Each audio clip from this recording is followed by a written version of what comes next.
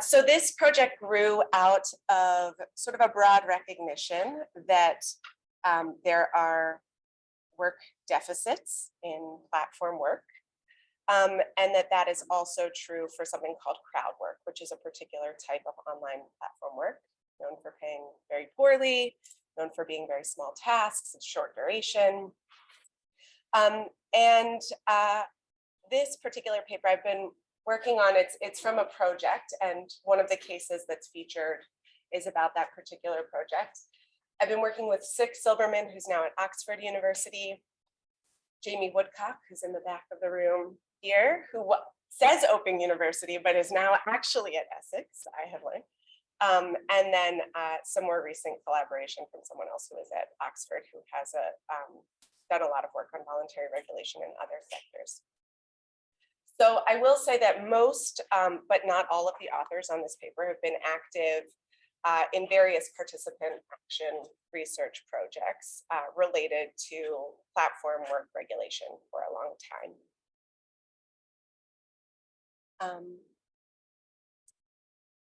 So there have been, for anyone who sort of follows platform literature, various efforts to secure better work on digital labor platforms. Those of us who are involved in this paper have been active in documenting what some of those strategies are. They obviously include things like state regulations. We've seen laws in places like Spain, sort of at other scales too, even in particular cities, various industrial relations or collective bargaining attempts, including contracts that have been negotiated in places like Denmark, various co-ops, so SMART being probably the one that's most readily published about, but I was in a session yesterday about AVA, which is a Quebec-based co-op. Lots of work on direct action. I've published on this. Jamie has published a ton on this, sort of worker activism, kind of hack shop organizing, pressure in the streets. Other sorts of public pressure campaigns. A number of us have been involved with the Fair Work Project over the years, which is about sort of ranking platforms, trying to encourage sort of highlighting best practices, pushing platforms towards adopting those. And increasingly some interest in international regulation. I will say I worked at the ILO for a couple of years. I'm like recovering from that experience still. I don't have a ton of hope for that. The second picture on this slide is from about 2 weeks ago when they were supposed to negotiate a convention about platform work and platform work regulation, and it totally fell apart. So don't have a lot of hope there. We can talk about the European Platform Work Directive. I think there's someone on this panel who will do that, so we'll leave that for later. But almost a lot of this literature has focused on the antagonistic relationship between platforms and workers. And predominantly it's been related to what we call in the paper geographically tethered work. So this is work that cannot be easily outsourced. It's stuff that's done in person. The local demand is in person, so on and so forth. But there are some particular issues around sort of cloud work that you just need a computer to do and access to the internet. It can be done from anywhere. And cloud work is really, this makes it really sort of disembedded from local labor markets in pretty important ways. And that comes with particular challenges. And I'm going to highlight two in particular here. So also just a note, so cloud work, right, it could be anything that's done online. There are a lot of different types of platforms, as we all know. We distinguish between sort of online freelancing, higher end, higher skilled, longer projects, and crowd work, which is sort of this like click specific, very short duration type of tasks. Amazon Mechanical Turk, if you've heard of that. Prolific Academic, Click Worker, these are some platform names that you might have heard of. So with respect to this sort of two big challenges that this poses, the first one is cross-jurisdictional challenges, right? These types of labor markets map poorly onto sort of the geographically embedded regulatory frameworks that we have, which are often country and region specific. And sort of a second, more unique, but not totally sort of specific to this type of work feature, is the outsized influence of requesters. So unlike geographically tethered work like delivery or passenger transport, where things like payment rates are often set by the platform and told to the worker in terms of what they will make, Right, this is a fact that's cited as evidence of misclassification, things like this. And unlike online freelancing, where workers are more likely to set their own rates, right, and be hired, crowd work rates are set by the requester or by the client, and work is made available to individuals on an sort of as needed basis, first available basis, right? Whoever logs on first can take the job if they want it. There's really very little negotiation that happens. Clients in these particular types of platforms also evaluate work and they release payments. They can also promote workers by giving them preferential treatment and hiring them on future tasks. And conversely, they can blacklist workers by saying that they never want to work with them again. But unlike sort of the deactivation that we hear about on platforms like Uber, the worker might still be available for other tasks on the platform. It just can't work with that client specifically.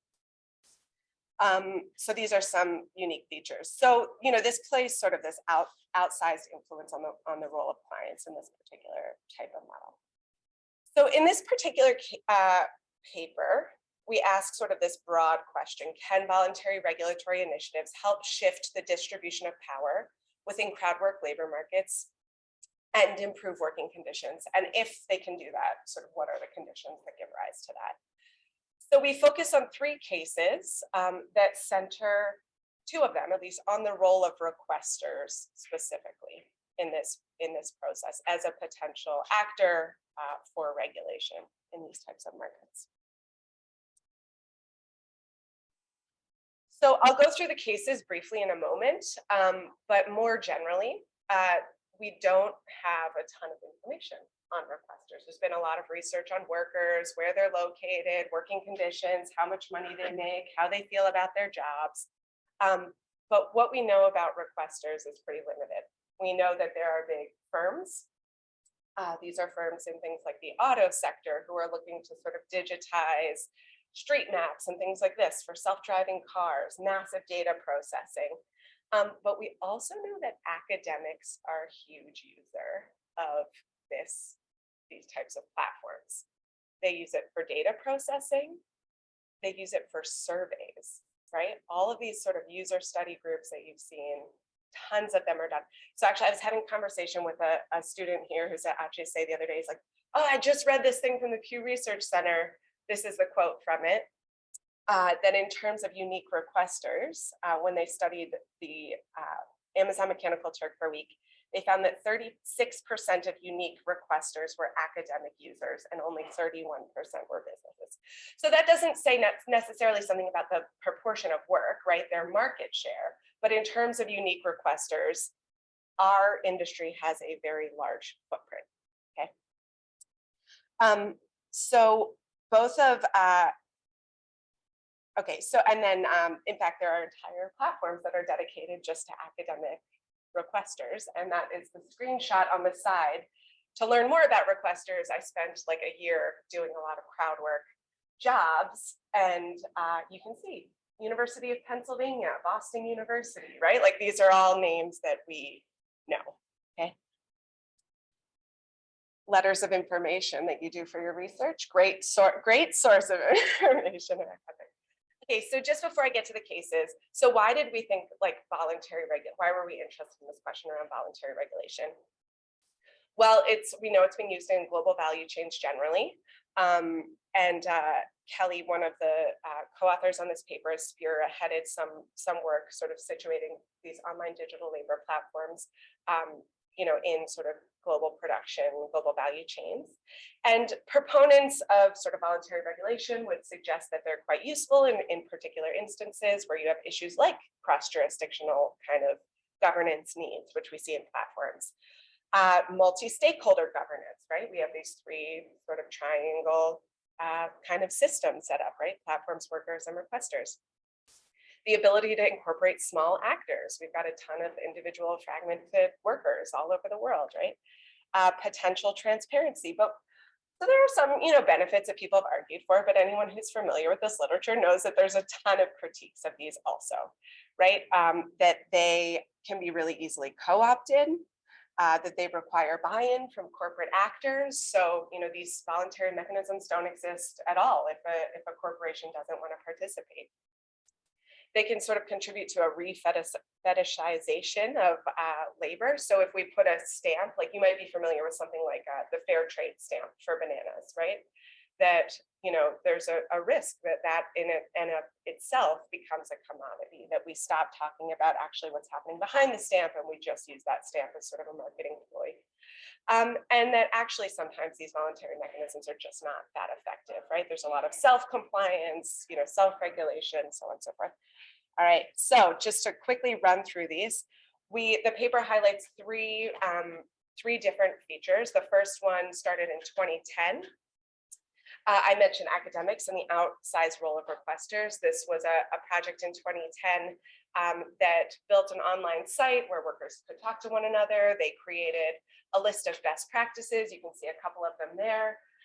Fair payment. They provided resources with how to communicate with requesters, sort of an online forum to help workers achieve this goal, and a way that workers could follow campaigns that they had collectively launched for sort of continuity purposes. Interestingly, IRBs were their point of leverage. So if they felt a requester hadn't paid them on time, was non-communicative, the threat was that they could go to ethics review boards at universities and complain about the requester to try to get the requester to comply with these lists. This was voluntary. Workers could sign the list of guidelines and workers could sign the list of guidelines. This particular case is no longer active as far as we know. The second was started in 2015 by a group of platforms in Germany. They had come together to try to differentiate themselves as sort of the high flyer, best practice, you know, wanted to compete on sort of good labor practices. They had been in touch with IG Metall, a German trade union, about sort of the creation of their guidelines. And then in 2017, they began to talk to the union about how they would have some sort of mechanism for enforcement. And what they did is they created an ombuds office as a standalone sort of grievance arbitration mechanism where workers could complain about the guidelines, so on and so forth. That would be heard by a panel. Issues were binding, and that was their sort of mechanism. I'm sorry, I'm going through these so quickly. And then the third is this crowdsourcing wage pledge. So this was sort of the project that we have been most involved in and sort of got this kicked off the ground. So in 2018, some research was done that found that Amazon Mechanical Turk workers were making $2 an hour. Most of them are located in places like the United States. And so workers were like, oh, you think this is a problem? Then just pay us more, right? And so we set out to say, all right, so like, would people actually pay requesters more? We did a survey. And what did we find? Well, we found people having responses like, quote, I had given literally no thought to how much crowd workers should get paid, but that actually also they were willing to pay people at a sort of higher level.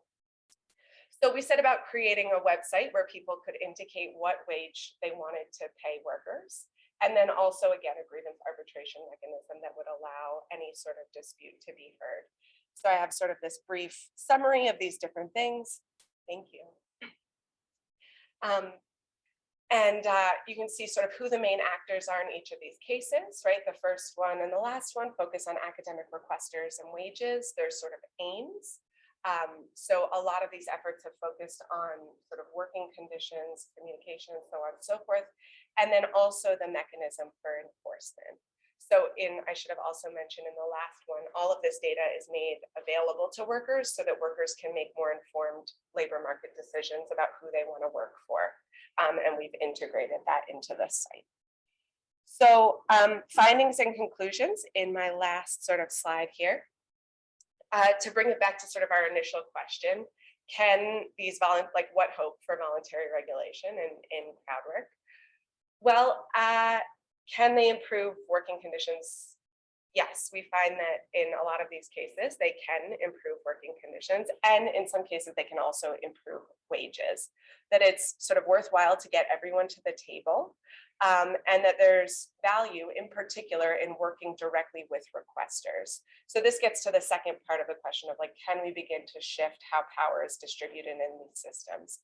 And whereas traditional global value chains, you really need buy-in from the corporation, we find that by working with requesters, or what we sort of argue in the paper, is that by working with requesters, we can actually sort of circumvent some of the platform control overworkers by sort of reallocating that to a third independent party. And that is another point up here, independent oversight. So the success of some of these particular projects has been about having an external body that is there to sort of arbitrate and hear grievances. Another strength is that they are process-based, not outcome-based. So this deals with the issue around sort of fair washing. Can you put a stamp on something and say, okay, it's better, you've received the fair trade stamp? No, these are about actually putting people in conversation with one another and sort of the process of control over work. So we think it's sort of hopeful in some instances, but these also tend to be very small projects, sort of proof of concept. We do hope to do a user study with the last project later this year. We've received some additional funding to do that. And that really in the end, this is sort of not a whole-scale solution, it's incremental progress, but in a type of platform work that continues to be wholly unregulated, that this is perhaps worth considering. So I will end there.